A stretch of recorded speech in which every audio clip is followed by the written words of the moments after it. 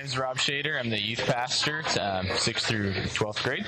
And so we're talking about what gifts that we need to do our job, or that we use to do our job. And similar to Kelly, public speaking is huge as a pastor, being able to preach.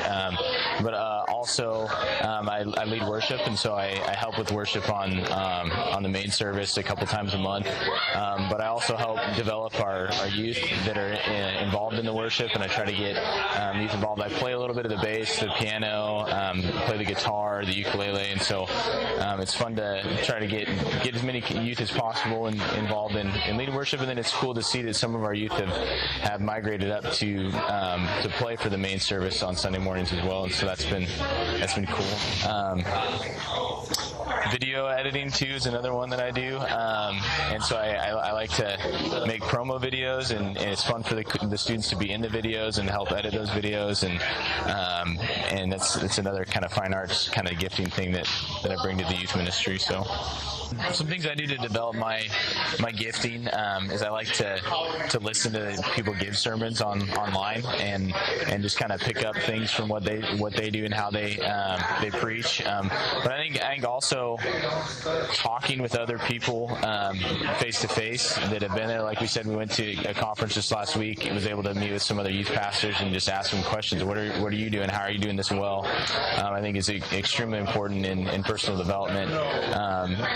But yeah, I think that's always something we can always strive for is to be better. I played the guitar since I was in 6th grade, but have I really developed that into something more? I haven't really, and so that's probably something I could probably work on and get even better in my guitar playing skills or better in my video editing. But like Kelly said too, a lot of times the way you get better at something is just by doing it. The way I got better at preaching was by preaching every week.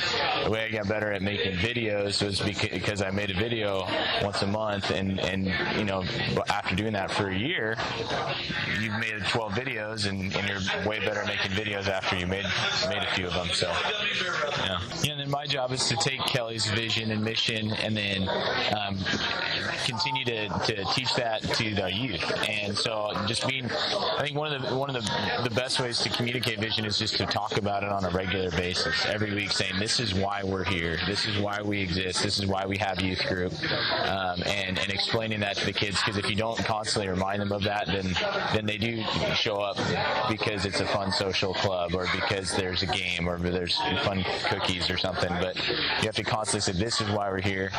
The other thing the youth did just recently for Easter is we had door hangers that we got to canvass the neighborhood that we just moved to, and so our youth group was able to go out and leave a little bag of eggs and a door hanger, and I called it "Let's Go Egging the Neighborhood." And so we went and egged the neighborhood, which is kind of a fun way to it's not just about advertising for our youth group, but we're advertising for our whole church. And so other service projects as well too, just showing the community that we love them, doing the rake and run in the fall and things like that we'll do to just continue that vision that Kelly has for our church. So yeah, I started serving in church when I was in high school. Started leading worship in church for our middle school group, and led all through high school, and then in college I was involved in a ministry down in Eugene when I was at U of O, and through that time I did have a lot of people say, hey, have you thought about being a pastor? Have you thought about being a pastor? I'm like, I'd love to be a pastor, but I don't feel called to it yet. I'm like, I don't want to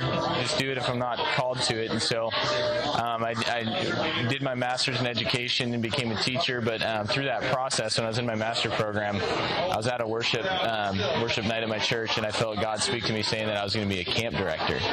And so my call down the road, I don't know if it's going to be next year, if it's going to be 50 years from now, but I feel like I know that I'm called to be a camp director at some point in time. And so I feel a little bit like David right now, just kind of waiting, like I know I'm called to that, but I don't know if it's going to be an adult camp or a kid camp or a sports camp or a church camp, or I don't have a clue. But I know that at this point in this particular time in my life, I've been called to be a youth pastor to this area, and the doors opened up, and it was a God thing getting hired here in this job. But I'm able to use the talents and the experience that I have in ministry as a volunteer. I had 10 to 12 years of volunteer youth ministry, and able to be now a full-time youth pastor in this time of my life, which is great. So.